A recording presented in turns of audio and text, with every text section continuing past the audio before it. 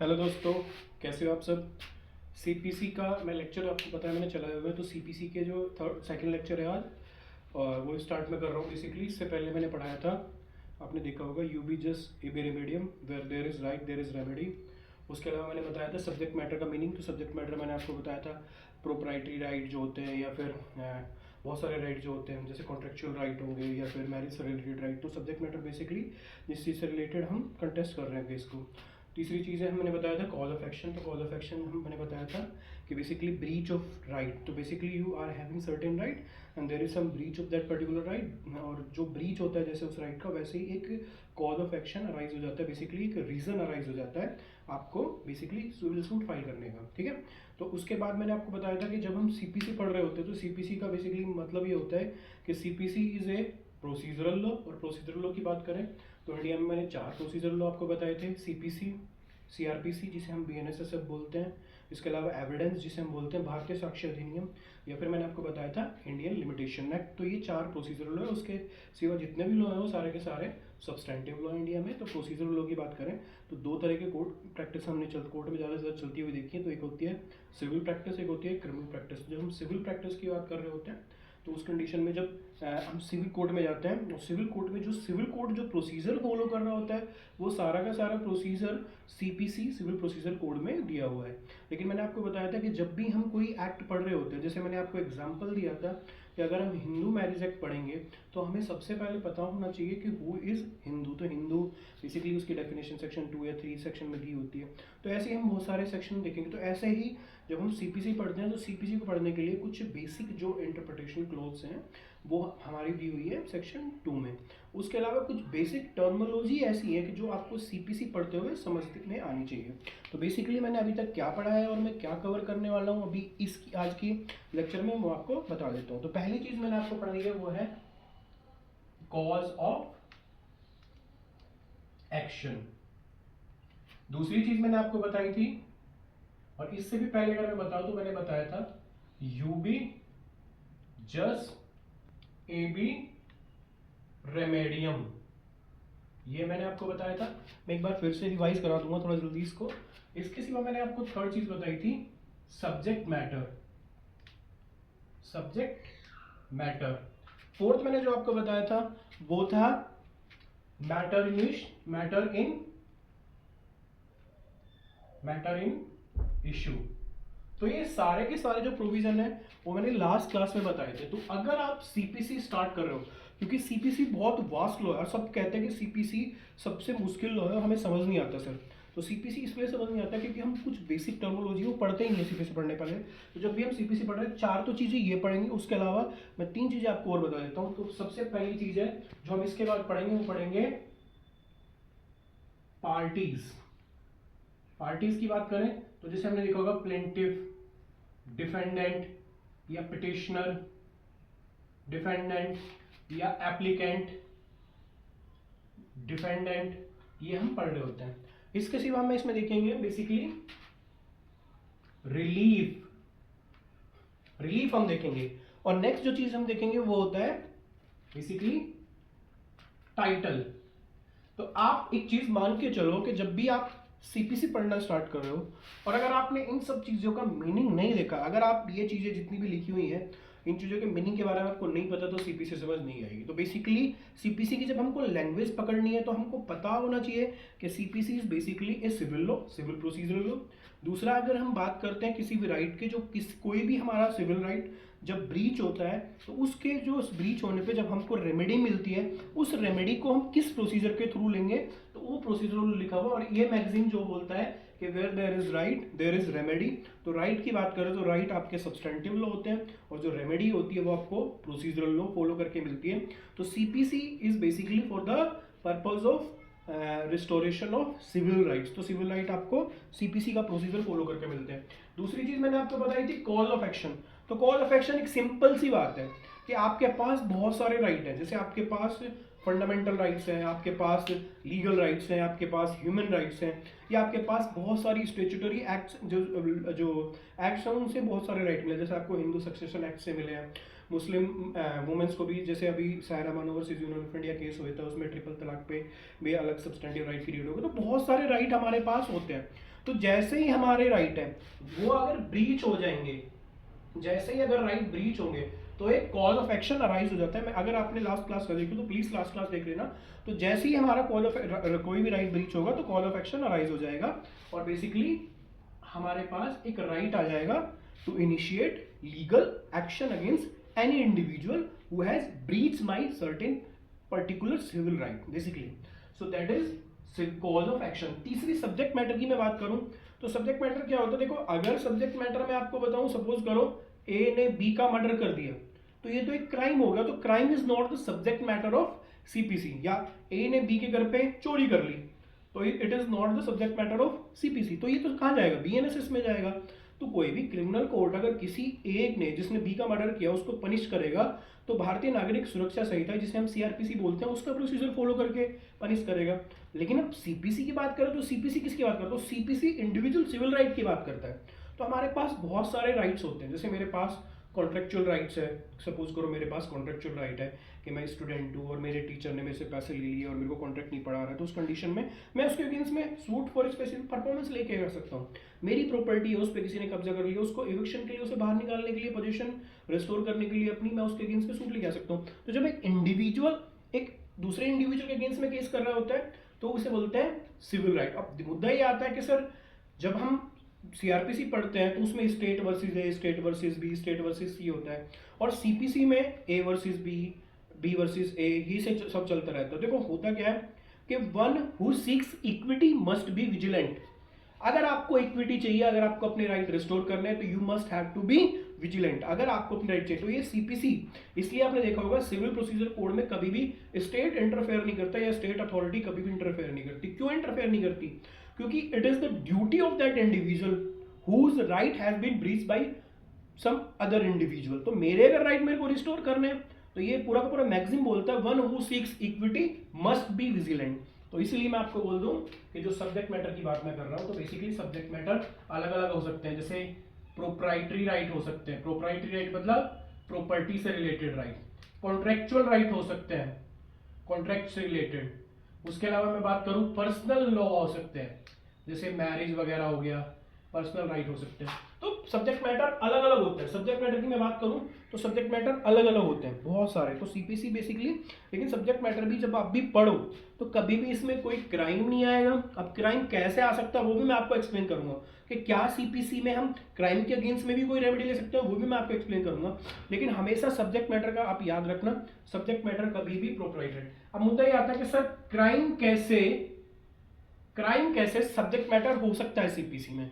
तो मैं आपको बता दूं कि जो हम जब भी टॉर्ट पढ़ते हैं, जब भी हम टॉर्ट पढ़ रहे होते हैं तो अगर मेरे अगेंस्ट में कुछ भी गलत हुआ है, मेरा कोई भी इंडिविजुअल सिविल राइट ब्रीच हुआ है, अगर सपोज करो जैसे आपने देखा होगा मोटर एक्सीडेंट क्लेम की बात मैं करूं तो अगर आप आज के टाइम में पढ़ोगे तो 102 103 बीएनएस में जाओगे तो उसमें लिखा हुआ है ऐसे नेग्लिजेंट ड्राइविंग की बात मैं करूं।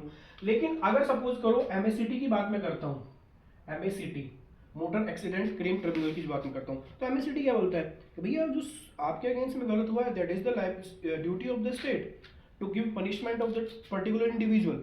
लेकिन क्योंकि आपके अगेंस्ट में गलत हुआ है, आपको जो भी उससे नुकसान हुआ है तो आप उसके अगेंस्ट में सिविल रेमेडी भी लेके आ सकते हो। जैसे आपने देखा होगा डिफेमेशन का केस, तो डिफेमेशन का केस सबसे बढ़िया एग्जांपल होता है कि डिफेमेशन के केस में एफआईआर भी हो सकती है, कंप्लेंट भी फाइल हो सकती है, और डिफेमेशन के केस में ही आपको मैं बताऊं सिविल सूट भी फाइल हो सकता है। तो डिफेमेशन एक ऐसा सब्जेक्ट मैटर है जो सिविल में भी जाता है, क्रिमिनल में भी जाता है। तो ज़्यादातर जितने भी क्रिमिनल मैटर्स है ना वो सिविल में जा सकते हैं। अगर आपके अगेंस्ट में कुछ भी गलत हुआ है तो आपको उसमें बेसिकली सिविल रेमेडी लेनी है, मतलब आपको कंपनसेशन उस पर्सन से लेनी है कि आपने मेरा घर तोड़ा, या आपने मेरी गाड़ी को तोड़ दिया, या आपने पर्टिकुलर इंडिविजुअल अगेंस्ट में एक्सीडेंट कर दिया। तो आप ठीक है, वो स्टेट की ड्यूटी बनती थी कि आपने मेरा घर तोड़ा, स्टेट उसको पनिश करेगा। आपने मेरी गाड़ी तोड़ी, स्टेट उसको पनिश करेगा। आपने किसी पर्टिकुलर इंडिविजुअल को एक्सीडेंट किया, स्टेट उसको पनिश करेगा। लेकिन मेरा तो नुकसान हो गया ना, तो उस नुकसान की भरपाई मैं कैसे करूंगा? उस नुकसान की भरपाई मैं टॉर्ट में करूंगा, इसे हम बोलते हैं टॉर्टियस लायबिलिटी। दूसरी बात, अभी आज की क्लास में जो हम पढ़ेंगे, आज की जो क्लास है उसमें मैं जो पढ़ना चाह रहा हूँ या आपको पढ़ाना चाह रहा हूँ वो सिर्फ ये 3 चीजें पढ़ाऊंगा आपको। पहला है पार्टीज, दूसरा रिलीफ, और तीसरा होता है टाइटल। तो पार्टीज की बात मैं करूं, पार्टी, तो पार्टी सिंपल क्या होता है, देखो सिंपल सी बात मैं आप करूं। पार्टी क्या होता है कि जब आप क्रिमिनल प्रोसीडिंग में आप जाओगे ना, तो क्रिमिनल प्रोसीडिंग की बात मैं करूं, जो भी कोई एक रॉन्ग डूअर होता है, सपोज करो एक ए ने बी का मर्डर कर दिया, तो ए को हम बोलते हैं एक्यूज, और सपोज करो उसके अगेंस्ट में एफआईआर हुई है के अगेंस्ट में, तो उसे हम एक्यूज बोलेंगे। अब सपोज करो ए ने बी का मर्डर कर दिया लेकिन ए के अगेंस्ट में कोई एफआईआर नहीं हुई, तो उसके रिलेटिव एक कंप्लेंट लेके आते हैं कोर्ट में, तो उस कंप्लेंट को बोल देंगे, उसके जो रिलेटिव्स है जो कंप्लेंट लेके आए कोर्ट में कि भैया मेरे ए का भी मर्डर, बी का मर्डर हो गया लेकिन ए के अगेंस्ट में कोई एफआईआर नहीं हुई, तो उसे बोल देते हैं कंप्लेनेंट। तो बेसिकली जब दो पार्टी होती है क्रिमिनल मैटर में, तो उसे बेसिकली एक्यूज या कंप्लेनेंट ये बोल देते हैं। लेकिन मुद्दा आता है सीपीसी में क्या बोलते हैं, सिविल प्रोसीजर में। तो सिविल प्रोसीजर में सिंपल सी बात है, इसे हम बोलते हैं प्लेंटिफ एंड डिफेंडेंट। जो पार्टी सिविल प्रोसीडिंग इनिशिएट करती है, जो पार्टी सिविल एक्शन लेके आती है, उसे हम बोलते हैं प्लेंटिफ। कैसे? जैसे सपोज करो ये घर है, ये ए का घर है, अब इस पे कोई जेड आता है, वो कब्जा कर लेता है। अब ए को अपने घर की पोजीशन वापस चाहिए, तो ए रिस्टोरेशन ऑफ पोजीशन के लिए एक सूट लेके आता है। सेक्शन 6 में आप देखोगे एसआरए स्पेसिफिक रिलीफ एक्ट में वो सूट लेके आता है, पोजीशन मुझे वापस चाहिए पोजीशन। सेक्शन 5, सेक्शन 6 सेक्शन आप देख लेना, तो उसमें बेसिकली पोजीशन वापस करने के लिए। तो जब ए कोई भी कोर्ट में केस लेके आता है, उसे बोलते हैं प्लेंटिफ। अब प्लेंटिफ क्यों बोलेंगे इसको, इसका भी एक रीजन है कि ए को हम प्लेंटिफ ही क्यों बोलते हैं, क्योंकि ए क्या करता है कोर्ट में एक प्लेंट लगाता है।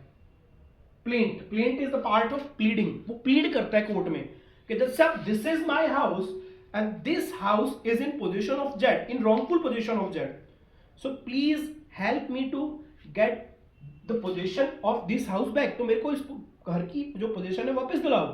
तो इस कंडीशन में जो प्लेंट इसने फाइल की है, जो एप्लीकेशन कोर्ट में, एक तरह से एप्लीकेशन कोर्ट में लगाई है, अब क्योंकि ये बंदा कोर्ट में शूट इनिशिएट करता है, इसे बोलते हैं प्लेंट।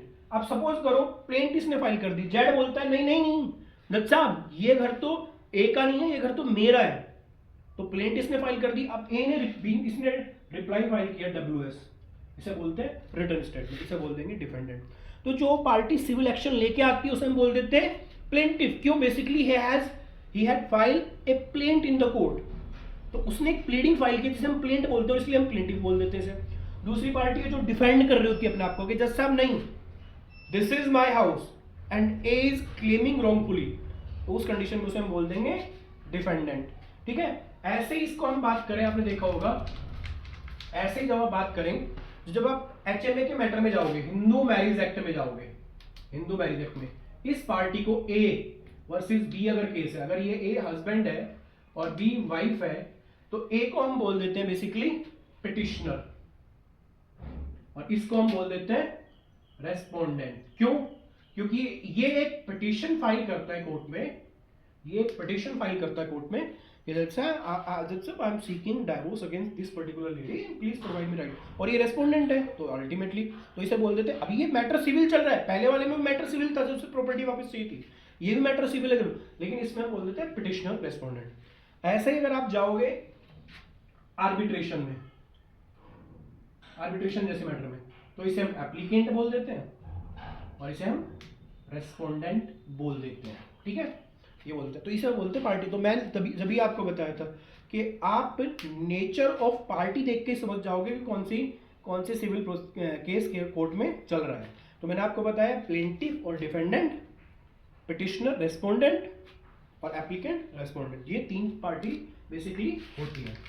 अब दूसरी चीज मैं बताऊंगा, अब ये चीज हमारी खत्म होगी पार्टी, अब मैं आपको बताता हूं रिलीफ। रिलीफ क्या होता है बेसिकली, इससे पहले मैं आपको पार्टीज में एक चीज और बताना चाह रहा हूं, बस पहले थोड़ा सा। एक पार्टीज में होता है प्लेंटिफ डिफेंडेंट, हो गया पहला, हो गया प्लेंटिफ डिफेंडेंट, दूसरा हो गया एप्लीकेंट रेस्पोंडेंट, तीसरा हो गया पिटिशनर रेस्पोंडेंट, तीसरा हो गया एप्लीकेंट रेस्पोंडेंट। एक है बहुत इंपॉर्टेंट है, इसे हम बोलते हैं परफॉर्मा डिफेंडेंट। परफॉर्मा डिफेंडेंट ये बहुत ही इंपॉर्टेंट है, परफॉर्मा डिफेंडेंट। अब ये परफॉर्मा डिफेंडेंट क्या होता है, तो मैंने आपको बताया ना, जो पार्टी की इस केस लेके आ रही है, सिविल सूट लेके आ रही है, उसे हम बोल देते हैं प्लेंटिफ, और जो पार्टी बेसिकली अपने आप को डिफेंड कर रही है, जिसके अगेंस्ट में सिविल सूट लाया जा रहा है, उसको हम डिफेंडेंट बोलते हैं। लेकिन अगर परफॉर्मा डिफेंडेंट की बात करें, he is not actually defendant, rather he is plaintiff. कैसे, मैं आपको बताता हूं। सपोज करो ये घर है और ये घर ए प्लस बी, दो भाई है, इनकी पोजीशन में है। कोई सी आता है, इस पे कब्जा कर लेता है, ठीक है, ये इनकी पोजीशन में था, मतलब basically they both are the rightful owner of this particular property, but C ने आके इस पे कब्जा कर लिया। बी भाई साहब कुछ कर ही नहीं रहे हैं। ए बोलता है अपने भाई से, भैया इसके अगेंस्ट में सिविल केस लेके आ रहे हैं, अपनी पोजीशन वापस लेंगे। बी कुछ कर ही नहीं रहा है। अब ये तो कंफर्म है कि कल को अगर कोर्ट डिक्री देगी, जब मैं आपको बताऊंगा प्रॉपर पार्टी नेसेसरी पार्टी, तो कल को अगर कोर्ट ने डिक्री दे दी और इसने ऑब्जेक्शन रेज कर दी कि जज साहब देखो ए और सी ने आपस में केस कर लिया, मुझको तो पूछा ही नहीं, मालिक तो मैं भी था, तो उस कंडीशन में क्या हो जाएगा, बी की जो ये बी के फेवर में अगर कोर्ट डिग्री दे भी देता है, सी ए के फेवर में अगर कोर्ट डिग्री दे भी देता है सी के अगेंस्ट में, तो डिग्री इनफ्रक्चुअस हो जाएगी, मतलब बेकार हो जाएगी, क्योंकि आपने बी को तो सुना ही नहीं और B is the necessary party. तो इस कंडीशन में आप इस एक ए तो बेचारा फंस गया, ये सी के अगेंस्ट में केस तब तक नहीं कर सकता जब तक बी उसको साथ नहीं दे रहा। तो सिविल सीपीसी में एक नया रास्ता निकाला है कि ए क्या करता है, सी के अगेंस्ट में केस लाता है और बी को भी एक पार्टी बना देता है। एक्चुअली में बी जो है he is the plaintiff, but क्योंकि for the sake of the case ये क्या करता है, for the sake of the final decision of this particular case, A क्या करता है, बी को भी पार्टी बना देता है। क्यों, क्योंकि ए को डर है कि अगर मैं इसको पार्टी नहीं बनाऊंगा तो कल को ये क्या करेगा, ये भी ऑब्जेक्शन रेज करेगा, तो कोर्ट क्या करेगा, बेसिकली इन दोनों के अगेंस्ट में इस पार्टी को सुनेगा। कल को अगर बी करे, बी बोले कल को पता लगे यार ये मेरे भाई ने तो मुझे को पार्टी बना दिया, तो बी डब्ल्यूएस में अपनी ऑब्जेक्शन फाइल करे और बोले कि सर मेरे को आप एक काम करो, डिफेंडेंट मत बनाओ, मैं तो प्लेंटिफ हूं। तो इसको बेसिकली इस पोजीशन में वापस ले आया जाएगा। कैसे, वो मैं आपको बताऊंगा बाद में भी, लेकिन आप ऑर्डर 1 रूल 10 सब क्लोज टू, ऑर्डर 1 रूल 10 सब क्लोज टू, इसको हम बेसिकली इस पोजीशन से उठा के यहां पे रख देंगे। तो अभी किसके अगेंस्ट में, A plus B against C case हो जाएगा, जो कि पहले केस था A versus C and B. तो यहां basically actually B is not the defendant, rather he is the plaintiff, but for the sake of the final decision of the case A has made this particular individual defendant, अपने भाई को इसने defendant बना दिया सी के साथ। क्यों, अगर वो बी को नहीं इंक्लूड नहीं करेगा तो फाइनल डिसीजन आएगा ही नहीं, भाई ही इज द नेसेसरी पार्टी, कल को ऑब्जेक्शन रेज कर देगी, तो इसे हम बोलते हैं परफॉर्मा डिफेंडेंट। तो मैंने आपको बताया plaintiff defendant, petitioner respondent, applicant respondent और परफॉर्मा डिफेंडेंट भी एक चीज है, ठीक है बेटा। अब नेक्स्ट जब हम पढ़ते हैं, वो हम पढ़ रहे हैं, अब पढ़ेंगे हम रिलीफ। व्हाट इज रिलीफ, बहुत सिंपल है, बहुत सिंपल है, बहुत ही सिंपल है। जब आप पढ़ोगे तो मैं आपको बहुत सारी चीज बताऊं, क्योंकि अगर आप सबने कॉन्ट्रैक्ट तो पढ़ ही लिया होगा, अगर आप कहीं से शुरुआत भी करें तो उसमें liquidated damage, non liquidated damage. तो रिलीफ क्या होता है बेसिकली, कि सपोज करो मेरा एक घर है, मेरा घर बना हुआ है और मैंने 2 करोड़ रुपए इस घर को बनाने में लगाए, एक बी आता है मेरे इस घर को बुलडोजर लगा के तोड़ देता है, तो मैं ये बी से 2 करोड़ रुपए रिकवर कर सकता हूं। तो my right has been breach, the cause of action has been arised. उसके बाद मैं अल्टीमेटली क्या करूंगा, कोर्ट में एक रिलीफ, एक रेमेडी, कोर्ट में जाऊंगा, मेरे को रेमेडी चाहिए, तो कोर्ट बेसिकली मेरे को उस रेमेडी के बेस पे, अब कोर्ट बोलता है नहीं आपको 1 करोड़ रुपए मिलेंगे। मैंने रेमेडी क्या क्लेम करी है, I need remedy of 2 crore rupees, but court granted me only 1 crore rupees, तो this is the relief. I am having lots of remedies which I can claim in the court, but court only granted this particular relief in my favor। तो relief की बात मैं करूं कि हम जब remedy court में क्लेम करते हैं और कोर्ट में जाके अल्टीमेटली जब हमारे फेवर में डिक्री आती है और जो कोर्ट हमें रिलीफ दे देता है, बेसिकली हमारे फेवर में डिक्री पास कर देते हैं, तो हम बोलते हैं रिलीफ। नेक्स्ट चीज है बेटा, नेक्स्ट चीज टाइटल। टाइटल की बात करें, इसे बोलते हैं बेसिकली, इसे बोलते हैं, इसको बिल्कुल ध्यान से सुनना, टाइटल क्या होता है। Title is relation of individual with subject matter। मैंने आपको सब्जेक्ट मैटर बताया था, सब्जेक्ट मैटर के साथ जो रिलेशन होता है इंडिविजुअल को, उसे हम बोल देते हैं टाइटल। कैसे, जब मैं बात करता हूं कॉन्ट्रैक्ट की, तो कॉन्ट्रैक्ट में बेसिकली हम जब जाएंगे तो कॉन्ट्रैक्ट में 2 पार्टीज होती हैं, प्रोमिसर एंड प्रोमिसी। उसका टाइटल क्या हो जाएगा? जो पार्टी जिसने केस कॉन्ट्रैक्ट किया है प्रोमिसर, जिसने एक्सेप्ट किया उसे बोलते हैं प्रोमिसी। अब सपोज करो कोई पार्टी ब्रीच कर देती है तो उसे हम क्या बोल देते हैं? बेसिकली उसे हम बोल देते हैं प्रोमिसर या प्रोमिसी ने ब्रीच कर दिया, प्लेंटिफ डिफेंडेंट। ऐसे ही बोलते हैं इसे बेसिकली लीगल कैपेसिटी। अभी टाइटल क्यों जरूरी हो जाता है, लीगल कैपेसिटी क्यों जरूरी हो जाती है, तो मैं आपको समझा देता हूं। सपोज करो एक ए बी के अगेंस्ट में, ए इंडिविजुअल कैपेसिटी में बी के अगेंस्ट में सूट लेके आया है, तो कोर्ट ने डिसाइड कर दिया कि ये केस तो बी के फेवर में जाएगा, ठीक है। अब सपोज करो एक ए बी के अगेंस्ट में फिर से सूट लेके आता है। अब सेम लीगल कैपेसिटी में सेम लीगल कैपेसिटी में ए है, सेम लीगल कैपेसिटी में बी है, और ये फिर से इसके अगेंस्ट में घुस लेके आता है, तो इस पे सेक्शन 11 रेस जुडिकाटा लग जाता है कि जब both the party a matter has been decided between the same party under the same title, so subsequently they can note again come to the court and raise the same issue। लेकिन suppose करो अब ए जो पहले एक individual capacity में था, अभी ए एक पर्टिकुलर कंपनी है जिसे हम बोलते हैं रमन्ना कंपनी, इस रमन्ना कंपनी का मैनेजर के तौर पे आया है। तो पहले इसकी कैपेसिटी थी इंडिविजुअल कैपेसिटी, अभी इसकी कैपेसिटी है मैनेजर की कैपेसिटी। तो अभी क्या हो जाएगा, ये सूट लेके आ सकता है। सूट बेसिकली क्या होता है, सॉरी टाइटल बेसिकली क्या होता है? Title is the connection between subject matter and the individual, और इसे हम बोल देते हैं basically legal capacity to bring an action against particular individual. तो किस लीगल कैपेसिटी में होता है वो धीरे धीरे आपको समझ में आ जाएगा। लेकिन मैं इन 2 क्लास के बाद जो आपसे चाहता हूं, जो आप समझ जाओ, वो बेसिकली है यूबिजस लिबरी मीडियम, subject matter, cause of action, matter in issue. उसके अलावा मैंने आपको बताया पार्टीज, टाइटल और रिलीज। ये जब अगर आप समझ जाओगे तो नेक्स्ट क्लास में मैं क्या लेके आ रहा हूं, नेक्स्ट क्लास के लिए आपको बता देता हूं सेक्शन 9, इसे बोलते हैं सूट ऑफ सिविल नेचर। बहुत ही ढंग से मैं इसको कराऊंगा नेक्स्ट क्लास में। कल मैं रोज रेगुलर एक क्लास अपलोड करूंगा, और नहीं भी तो एक दिन छोड़ के तो मैं अपलोड करूंगा ही करूंगा। तो प्लीज कल सेक्शन 9 पढ़ के आओ। जो मेरी क्लास है इसे कम से कम 2 बार आप देख लो तो आपको समझ में आ जाएगा। सीपीसी में आपकी कवर करा दूंगा इतनी सब क्लासों में। थैंक यू दोस्तों।